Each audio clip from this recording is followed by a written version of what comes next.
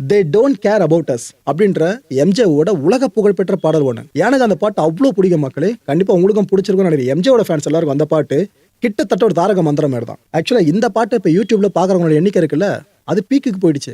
ஏன்னா Epstein files சார்னு photo வெளியாச்சு பாருங்க, எம்ஜே கூட எப்ஸ்டின் இருக்கா மாதிரி, அவ்வளோதான். இதுக்கப்புறம் அது இதுன்னு தேட ஆரம்பிச்சு கடைசியில் இந்த பாட்டு இட்டு போய் எல்லாம் முடிக்க ஆரம்பிச்சிட்டாங்க. அந்த பாட்டோட கமெண்ட் செக்ஷனில் கீழே பார்த்தீங்கன்னா யாராலும் எப்ஸ்டின் ஃபைல்ஸ்க்கு அப்புறம் வந்திருக்கீங்கன்னு அதுக்கு ஆயிரக்கணக்கில் பல பேர் லைக் பண்ணிட்டு இருக்காங்க. அந்த அளவுக்கு இப்போ அந்த பாட்டு ட்ரெண்டில் ஓடிக்கிட்டு இருக்கு. ஆக்சுவலாக இந்த பாடல் மூலமா மைக்கேல் ஜாக்சன் உலக மக்களை வான் பண்ணியிருக்காரோ இந்த எப்ஸ்டின் கூட்டத்துக்கிட்ட இருந்து காப்பாற்றணும் அப்படின்ட்டு. இந்த விஷயத்த இப்போ பல பேரும் தீவிரமாக சொல்ல ஆரம்பிச்சிட்டாங்க சோஷியல் மீடியா யூசர்ஸ்லாம். எப்பவுமே எம்ஜேவோட பாடல் வரிகள் இருக்குல்ல, அதை நல்லா நோட் பண்ணி பார்த்தீங்கன்னா ஒரே ஒரு விஷயத்தோடு மட்டும் உங்களை கனெக்ட் பண்ணி பார்க்க முடியாது. அதை பலதரப்பட்ட விஷயங்களோட உங்கள் கண்ணோட்டத்தை மாற்றி புரிஞ்சுக்க முடியும். இப்போ கல்வி சார்ந்து அந்த பாடல் வரிகளை நீங்கள் அடாப்ட் பண்ணிக்கலாம், சமுதாய மாற்றம் சார்ந்து அடாப்ட் பண்ணிக்கலாம், ஏற்றத்தாழ்வுகள் சார்ந்து அடாப்ட் பண்ணிக்கலாம். இது போல அந்த வரிகள் எல்லாத்துக்குமே கனெக்ட் ஆகிற மாதிரி இருக்கும். அது எம்ஜேவோட பாடல் வரிகள் இருக்க பிரத்யேக விஷயமே.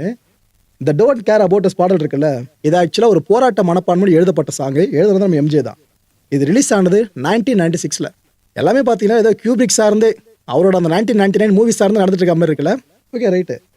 இந்த பாடலோட தீமை என்னன்னு பார்த்தீங்கன்னா, இந்த பொதுமக்கள், அப்பாவி மக்கள், சாமானிய மக்கள் இருக்காங்க உலகம் முழுக்க, அவங்கள பவரில் இருக்கிறவங்களாம் ஆட்டி படைக்கிறாங்க.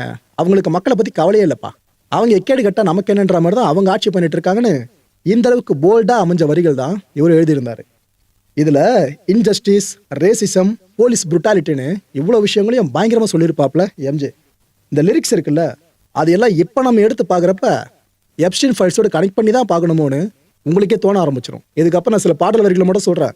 They don't care about us பாடலில் இருந்து, அதுக்கப்புறம் நீங்களே புரிஞ்சுப்பீங்க. இதில் முக்கியமாக வர்ற 3 வரிகள். வரி எடுத்துக்கோங்களேன்.